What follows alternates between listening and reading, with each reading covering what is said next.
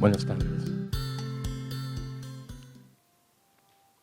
Hay varias cosas que he venido a compartir con vosotros y esas cosas vienen de mi experiencia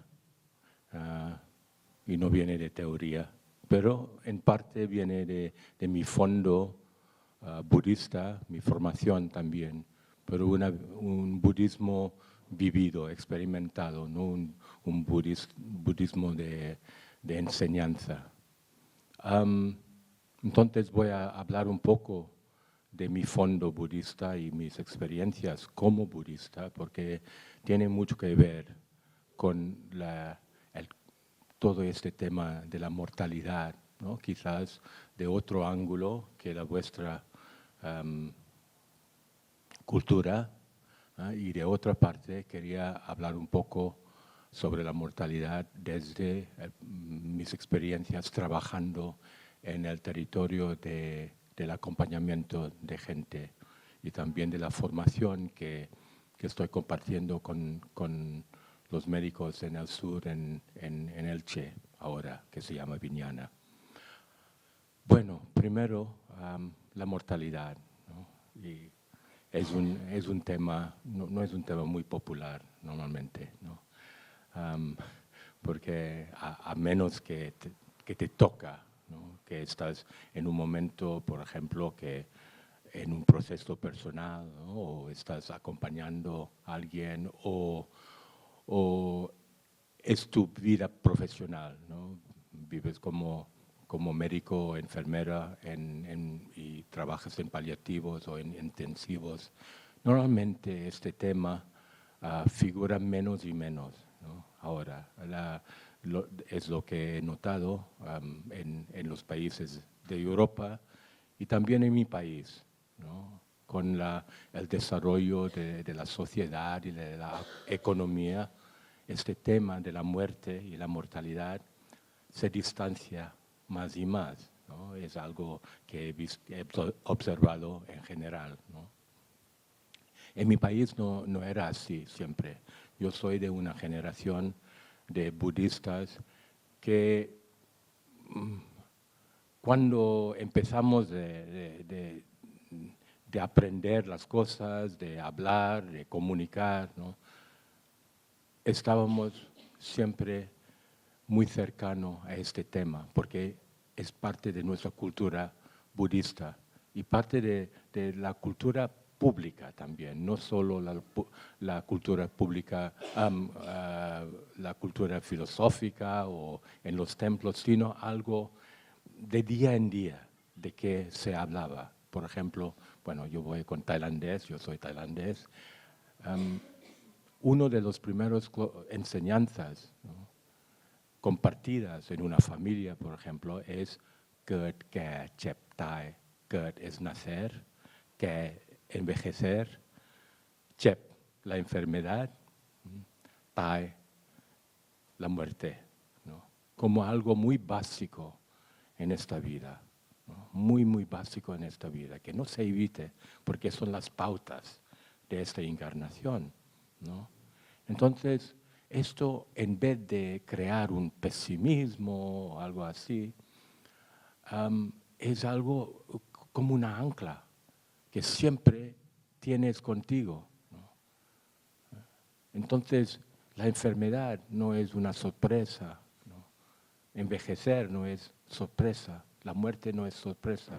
Entonces, psicológicamente y espiritualmente, yo estoy muy agradecido, ¿no?, por haber crecido en esta cultura, ¿no?, de que las cosas, esos son las cosas, son las pautas de esta encarnación. Y dentro de eso, lo que implica es mucho, ¿no? Lo que implica, por ejemplo, el reto es decir, bueno, sí sabemos, ¿no?, si estamos con la mortalidad, entonces, ¿qué hacemos mientras tanto? ¿No? ¿Qué son las cosas válidas? ¿Qué es la manera de vivir sabiendo que todo es impermanente, ¿no? Entre vosotros que conoces el budismo, ¿no?, sabrás que la esencia del budismo es eso, ¿no? El sentido de dukkha, de dukkha. Dukkha quiere decir que todo es impermanente, ¿no? No es posible agarrar y poseer nada, ni menos nuestro cuerpo. Y el cuerpo lo tratamos como la casa temporal, no algo que vas a mantener para siempre. Es la casa temporal dentro de la cual, ¿no?, es la viñana, lo que llamamos la viñana, la esencia de esta existencia. Entonces, esos eran ideas, ¿no? Pero la vivencia para mí era mucho más vívido, ¿no? A 4 años, una hermana de mi abuelo se murió y mi niñera me llevó enseguida al templo para despedir. Es un ritual en mi país, aún es el mismo ritual. Cuando alguien muere, vas enseguida, si puedes, al templo para hacer la despedida, ¿no? Y yo, unos días antes de esto, estaba jugando con esta persona, ¿vale? Y para mí era un shock, ¿no?, de verla, su cadáver, ¿no?, en el mármol, ¿no? Y iba allí para despedirme de ella y no entendía qué había pasado, ¿no? Y pregunté a mi niñera, ¿qué es eso?, ¿no? ¿Qué pasa? Ella dice, eso es tu bisabuela, ¿no?, que ha muerto, ¿no? Eso es un cadáver, ¿no? Aquí vamos todos, ¿vale? Y yo me atreví a tocar su mano, ¿no?, la mano de esa persona. Y todavía tengo esa sensación, ¿no?, en mi piel aquí, de algo como mármol, como, ¿no?, que no tenía calidez, ¿no? Y miraba a esta persona que hace días estaba riendo, ¿no?, y ahora no tenía vida, ¿no? Y para mí fue una enseñanza muy impactante, ¿no?, que siempre he llevado conmigo. Y en mi país, en mi generación, ¿no?, la muerte, ¿no?, y todo el ritual sobre la muerte, ¿no?, es muy importante. Y lo llamábamos, ahora menos, pero se llamaba Dharma directa. Dharma en este sentido, realidad directa o enseñanza directa, ¿no? Que cuando has vivido, ¿no?, la proximidad a la muerte y cuando has absorbido todo lo que implica, no necesitas enseñanzas de libros o de sabios o de nada, porque es directo, ese sentido de impermanencia, ese sentido de mortalidad. Y rodeando este tema también, en los templos de mi país, cuando el cadáver finalmente está en el ataúd, ¿no?, toda la gente que tenía algo que ver con esta persona, ¿no?, llegan, ¿no?, y toca el ataúd, ¿no? Y es un momento muy importante también, porque en este momento es el momento de perdón. No solo perdonar a la persona que ha marchado y pedir perdón, ¿no?, si había algo pendiente, ¿no?, entre tú y esa persona, sino de perdonar uno al otro, ¿no?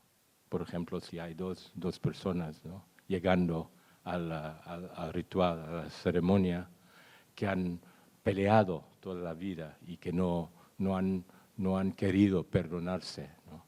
Eso es el momento frente a la mortalidad, ¿no? Es el momento de dejar pasar, de perdonar. Entonces siempre lo retengo como algo muy, muy importante, ¿no? La mortalidad en el sentido de algo vivido, algo integrada, ¿no? Que permite una apertura a otra dimensión de la humanidad. Bueno, eso viene de mi fondo budista y también más tarde de mi formación, porque principios de los años 70 yo estaba en una formación para ser profesor de meditación budista. Y cuando empecé a trabajar en 75 en Inglaterra, yo poco a poco me encontraba en situaciones de acompañamiento a budistas ingleses que querían la ceremonia, los cantos y tal. Y yo iba dando, ¿no? lo que conocía. Pero poco a poco empecé a trabajar con gente que no eran budistas, ¿no? Y cuando estaba en Grecia, yo vivía en Grecia también, enseñando tai chi y meditación. Yo estaba con la mayoría de la gente que enseñaba, no eran budistas, ¿no? Entonces, poco a poco tenía que cambiar mi manera y cambiar el idioma también, porque no tenía sentido utilizar los rituales y lenguaje budista con gente que no conocía, ¿no? Entonces, poco a poco iba modificando. Y en 2000 empecé a trabajar con niños muriendo, como parte de mi vida día en día. El hospicio que teníamos en Bangkok, en los arrabales de Bangkok, venía adultos y niños para morir. Al principio para morir. Ahora la situación ha cambiado y hemos hecho mucho esfuerzo para que sobreviven, ¿no? En vez de venir abandonados y muchos años después de descubrir su enfermedad. Entonces iban en estos años, iban viniendo para morir. Y fue muy intenso, ¿no? El trabajo, muy intenso, sobre todo con los niños, puedes imaginar. Pero estos eran, yo estoy agradecido de haber tenido el honor, ¿no? de encontrarme en esta situación, porque eran mis profesores, eran mis maestros, ¿no? Y las cosas que aprendí con ellos, ¿no? Son cosas que aún estoy digeriendo, ¿no? Aún estoy absorbiendo, integrando, interiorizando estas cosas, ¿no? Tan preciosas, sobre todo de los niños, porque los niños no tenían tiempo de tener una identidad cultural ni religiosa, eran simplemente humanos, ¿no? Humanos y inocentes también, porque habían cogido la enfermedad de sus madres, ¿no? Contagiada por sus madres, y no habían tiempo de acumular, ¿no? Y he visto una cosa de ellos que quería compartir con vosotros, ¿no? Es que la muerte como concepto crea miedo, ¿no? Pero he visto aún a través de los niños que acompañaba, que a pesar del sufrimiento que hay, porque esos niños eran con SIDA y secundarios, meningitis, neumonía, tuberculosis y tal, pero la manera de morir, ¿no? Era bastante simple y puro, ¿no? Y aprendí muchas cosas de ellos, ¿no? También que hay otras dimensiones que en el proceso de morir, ¿no? Puede ser, a pesar del sufrimiento, puede ser algo increíble, ¿no? Algo increíblemente espiritual, donde es como si los portales de la conciencia y de la realidad misma se abren. Y eso, con los niños siempre voy pensando que a lo mejor era porque eran muy simples, ¿no? Muy inocentes de acumulación. Y por eso podían morir simplemente. Y eso también aprendía porque en el mismo hospicio, porque 2 habitaciones, ¿no?, al lado, ¿no?, había los hombres muriendo, los adultos muriendo, y las mujeres, ¿no?, todos muriendo de secundarios de SIDA. ¿Vale? Y la diferencia era una diferencia de lo que llamamos karma. Esa gente, los adultos, habían tenido tiempo para acumular karma, acumular cosas en su vida. En este caso, no eran cosas acumuladas, sino acciones. Teníamos, por ejemplo, gente de la cárcel, echado de la cárcel por tener SIDA, que iban veniendo a nosotros, llegando a nosotros para morir porque no tenían otros recursos. Y allí el karma que llevaban, la acumulación, era las cosas malas que habían hecho, por ejemplo, ¿no? Las mujeres, habían mujeres que venían de la industria de sexo, que es muy sofisticada en mi país, pero muchas de ellas eran mujeres normales, con pareja y tal, pero infectado por su marido o su pareja, que iba una noche drogada o borracho, etc. Entonces llegaban, aparte de llegar muy enferma, llegaban con rabia, ¿no? Rabia de morir y de perder a sus hijos para nada, ¿no? Entonces esto era las cosas, ¿no?, la acumulación de cosas que tenían. Mientras que los niños no. Los niños, bueno, algunos tenían la tristeza porque habían visto a sus padres morir, ¿no?, enfrente de ellos. Pero en términos de cosas hechas y todos los patrones que vamos como adultos, ¿no?, acumulando y creando y construyendo, ellos no tenían. Y no solo para mí, sino para mis colegas también, ¿no?, la facilidad, a pesar de los dolores, etcétera, ¿no?, en que podían morir, marchar, cruzar la puerta o el portal en otra dimensión, ¿no? Era muy impresionante. Y era nuestro honor, ¿no?, de acompañarles, ¿no?, de estar a su lado hasta la puerta. Mientras que con los adultos, ¿no?, era mucho trabajo al final, ¿no? Y esto he visto no solo en mi país, no solo en el hospicio, pero voy acompañando a gente aquí también, ¿no? Y veo que la mortalidad, ¿no?, es un tema bastante complicado. Simplemente porque la gente, bueno, hablando de la gente que ha acompañado, ¿no?, lo que me sorprende muchas veces es que han esperado al momento en que están entrando en el proceso, el último proceso, para quitarse de las cosas en su mochila, en su maleta, ¿no? Yo comparo muchas veces el proceso de morir, ¿no?, como un viaje, pero un viaje donde en vez de preparar la maleta o la mochila, ¿no?, tienes que vaciar. Si hay posibilidad de morir bien, es decir, morir con la facilidad de los niños, ¿no?,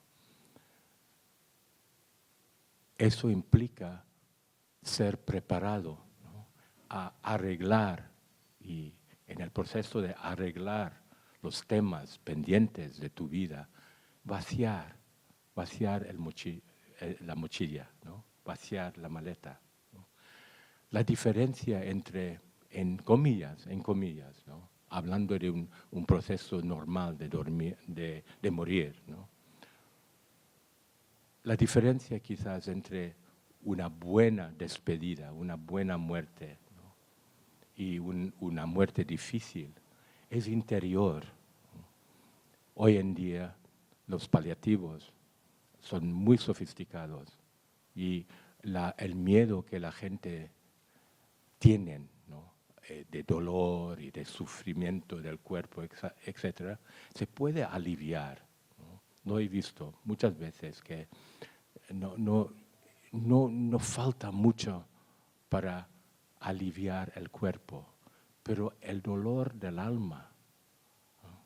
El dolor del alma es mucho más difícil, ¿no? El dolor del alma, los remordimientos, la crisis, pérdida de integridad, miedo de lo desconocido, cosas así, cosas pendientes con la familia que estás dejando, etcétera, etcétera, ¿no? Esos son dolores del alma y es un tema espiritual. Entonces, en el trabajo de acompañamiento que he ido haciendo con mucha humildad, ¿no? Porque no hay recetas, no hay técnicas aquí. Cada vida, ¿no? Tenemos cosas universales que compartimos, pero cada uno de nosotros es una biografía singular, ¿no? Y lo mismo en la muerte, ¿no? Y en el proceso de morir. No olvides que hay la persona muriendo, pero hay la familia sufriendo también. Entonces, no es solo el dolor del alma de la persona que está a punto de cruzar esta puerta inmensa, ¿no? Que se llama la muerte, sino también todas las emociones muy intensas de su familia, de las personas que rodea al moribundo, ¿no? Entonces, ¿cómo tratar con todo esto, ¿no? Y en eso, ¿no? Yo he asistido en muchas conferencias con colegas que son médicos, enfermeras, psicólogos y tal. Y bueno, está todo escrito ahora, entonces yo no voy profundamente en este tema, pero lo que vimos, ¿no? Es la importancia de prepararse adecuadamente. No solo el paciente, dicho paciente, sino la persona que acompaña, incluso la familia, ¿no? Y para la preparación no se hace en el momento, ¿no?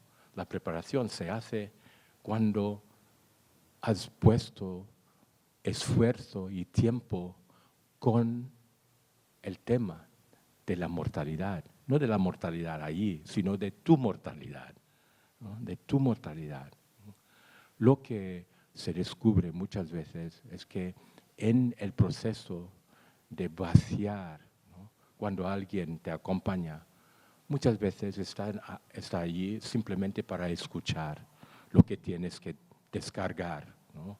Porque morir con el lastre de todo lo que has hecho, del karma, la palabra es karma, es difícil, ¿no? Es difícil. Y por eso el acompañamiento que anteriormente hacía los curas, monjas, etc. En mi país también. Pero hoy en día hay mucha gente que no hace caso a la religión. Y antes la gente moría en casa también. Entonces siempre había una comunicación, un lenguaje. Ese lenguaje ahora se ha perdido porque la mayoría de los muertos están en hospitales ahora.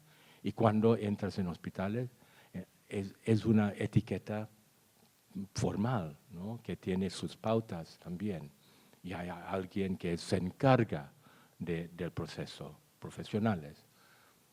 Muchas veces lo que he encontrado cuando una familia, una pareja me invita a empezar a acompañar, es decir, preparar a alguien, pero no sabemos qué hacer, ¿no?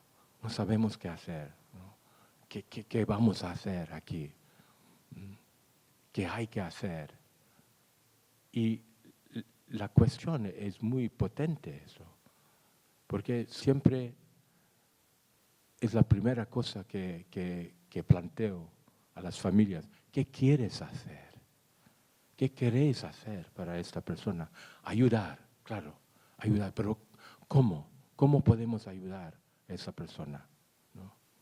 Entonces hay muchas cosas que hacer, pero requiere una familiaridad, ¿no?, con la mortalidad y de las cosas que podemos hacer, las herramientas espirituales que podemos hacer para ayudar a la persona, primero, de vaciar la maleta, como he mencionado, simplemente allí para escuchar y para recibir las cosas que tienen que salir. Volviendo al hospicio en Tailandia donde trabajaba, con las mujeres con SIDA que estaban muriendo allí, mi trabajo simplemente era estar a su lado o enfrente de ellas mientras que me insultaba, mientras que expresaba toda su rabia, su ira, ¿no?, contra los hombres, por ejemplo, ¿no? Y la diferencia, después de hacerlo y seguir haciéndolo, ¿no?, era enorme, ¿no? Era enorme la manera en que una persona puede transformar la ira, ¿no?, y no necesariamente a algo, a la alegría, sino transformación de la intensidad de la ira a la tristeza, por ejemplo, y desde la tristeza a la aceptación, ¿no? Eso es lo que la intención cuando acompañas a alguien, ¿no? La famosa fase de Kubler-Ross, no sé si conoces el trabajo de Elizabeth Kubler-Ross, una de las pioneras en el acompañamiento y en la muerte, ¿no? ¿Cómo ayudar a alguien a aceptar, ¿no?, la muerte y la pérdida de su vida, y la pérdida de la gente que ama, si no conoces qué es la aceptación o si lo conoces intelectualmente solo? Entonces es muy importante cuando acompañas de haber vivido esto, ¿no? Otra cosa que he ido aprendiendo de los que voy acompañando es esto, que muchas veces me dicen, tengo que perdonar a alguien, ¿no? No puedo marchar así, tengo que comunicar con esa persona, ¿no? Es como un impulso muy humano y profundo en cada uno, ¿no?, de no llevar esto a la muerte, ¿no?, de tener la oportunidad de arreglar las cosas. Y en esto me pregunto siempre por qué esta persona ha esperado tanto, ha esperado al momento de cuando casi está muerto, ha muerto, para perdonar, ¿no? ¿Qué es el miedo detrás, ¿no?, de todo esto? Y pensando así, he llegado a una conclusión, compartido con mis colegas en este terreno también, ¿no?, que somos con este miedo, ¿no?, miedo de ser honesto, miedo de perder la imagen, no sé qué, miedo de todo, ¿no? Pero el regalo, muchas veces, de la mortalidad es de perder todo este miedo, cuando no hay, en comillas, no hay nada que perder, solo tu cuerpo, ¿no? Entonces hay el coraje de decir a personas, por ejemplo, te perdono, o perdóname, o gracias, simplemente las cosas bastante banales, ¿no?, bastante simples, sencillos, ¿no?, pero que durante la vida no atrevimos a decir.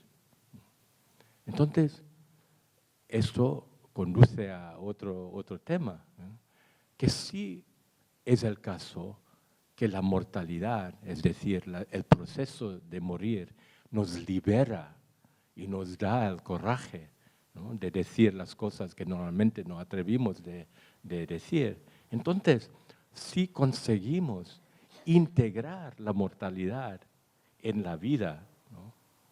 ¿No sería bien viviendo así y perdonando constantemente y diciendo a gente constantemente gracias y te quiero, te amo, te respeto y todas las cosas que no tenemos que esperar hasta el momento, los momentos, días de nuestra vida a expresar, ¿no? Entonces, esto es una enseñanza de la mortalidad que sigue impactándome, ¿no? De que hay en nosotros un rechazo de la mortalidad, ¿no? Y dentro de este rechazo de la mortalidad hay el miedo también. Pero no solo al miedo de la muerte, sino el miedo de la vida, el miedo de comunicar, de ser valiente, de vivir la vida que queremos vivir, ¿no? De asumir, ¿no? nuestro karma, ¿no? Nuestra encarnación como algo sagrado, ¿no? De entender que la vida es muy corto y vuele, y los años vuelan, ¿no? Y de agarrar, ¿no? La vida, abrazar la vida. Esto, no estoy intentando ser poético aquí, pero con la gente que he tenido el honor de acompañar, ¿no? He aprendido esto. El remordimiento, ¿no? De no haber vivido la vida que has querido vivir, ¿no? Sacrificándolo por conformismo o lo que sea, por reglas y tal, ¿no? Ese remordimiento es muy triste, ¿no? Pero aún más triste es cuando estás al lado de alguien y dice, no siento que he amado suficientemente, ¿no? Y al revés, cuando estás al lado de alguien muriendo y dice, estoy bien, no tengo miedo. Y es auténtico, no es como un machismo, ¿no? Sino auténtico. He vivido bien, he vivido una vida plena, llena, y he amado, ¿no? Y he conocido el amor, ¿no? Y estoy bien. Eso es una preparación totalmente adecuada, ¿no? y humana, no es nada exótico, no necesitas prácticas, ¿no? Para hacer esto, ¿no? Es muy normal, pero implica que has integrado, ¿no? La mortalidad en tu vida, poco a poco, conscientemente, amorosamente aún. Y eso es el último punto que quería compartir con vosotros, ¿no? El tema de esta charla es completar, ¿no? La vida con la mortalidad. Y es algo que he ido aprendiendo también, ¿no? Que la mortalidad, cuando está a tu lado, ¿no? No es nada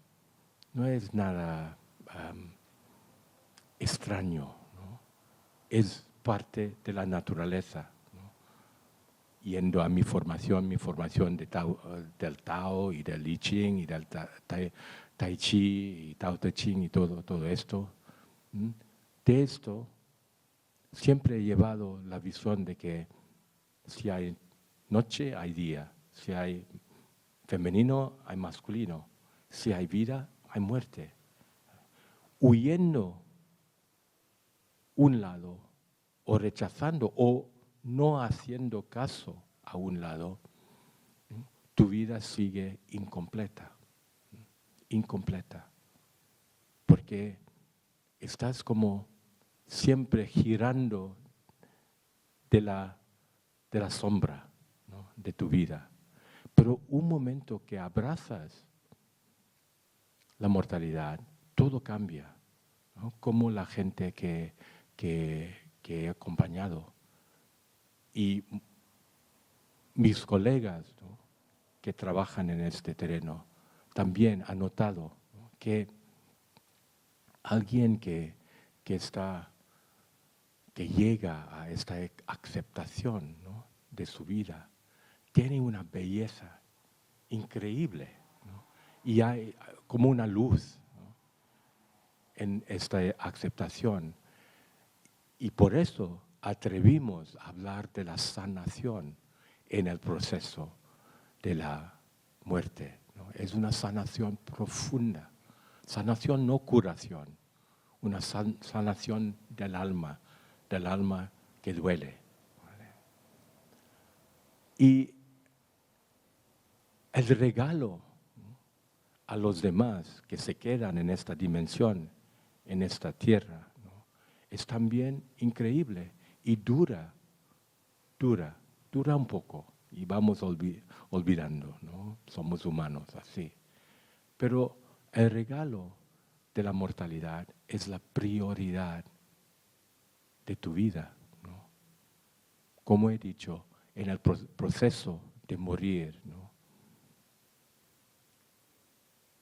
es vaciar, es arreglar las cosas pendientes, ¿no?, que tienes en tu vida, ¿no?, tu karma, lo decimos en budismo. Pero al mismo tiempo, haciendo esto, si lo haces constantemente, tienes un sentido de prioridad, la prioridad de qué es válido, qué es precioso en la vida.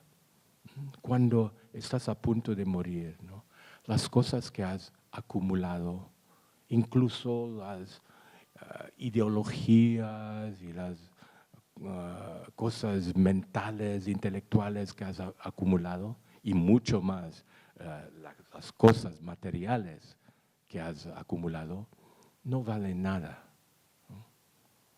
No vale nada, ¿no? Lo que vale es algo que es mucho más básico, ¿no? La comunicación, por ejemplo, la comunicación con la persona a tu lado, ¿no?, la sonrisa, ¿no?, la luz. Por eso las unidades que he visitado, hay una unidad en el Hospital Joan March, montado por un amigo mío, el doctor Enrique Benito, unidad de paliativos, ¿no?, que es fantástico, porque allí han construido una unidad llena de luz, ¿no?, y una vista de las montañas de Mallorca también. Y bueno, entras y tienes ganas de morir allí, digamos, ¿no?, porque es la luz, ¿no?, la luz, la belleza de la naturaleza, ¿no?, el cariño de los voluntarios y de los acompañantes y de los médicos y todo el equipo sanitario que te rodea, ¿no? Cosas muy básicas que son válidos al final. No es esto consumo que está hecho en la huida de la mortalidad, ¿no?, la acumulación constante, ¿no?, para mantener un sentido de seguridad. Cuando te quitas de todo esto, estás ligero. Y esto es la lección más profunda de la mortalidad, ¿no?, de vivir con los valores que puedes llevar contigo al final de todo, la compasión, la comunicación, la conexión con otros. Y eso es el gran regalo de integrar la mortalidad en la vida. Integrar la mortalidad en la vida y enfrentar diariamente la muerte a tu lado, como el amigo que te ha acompañado desde tu nacimiento. Creo que es una lección para la vida, porque siempre estás anclado en una dimensión que es real, que no es como nosotros los budistas llamamos maya, la ilusión de permanecer aquí, la ilusión de nunca envejecer, la ilusión que si haces estas cosas no vas a tener enfermedad y tal, ¿no?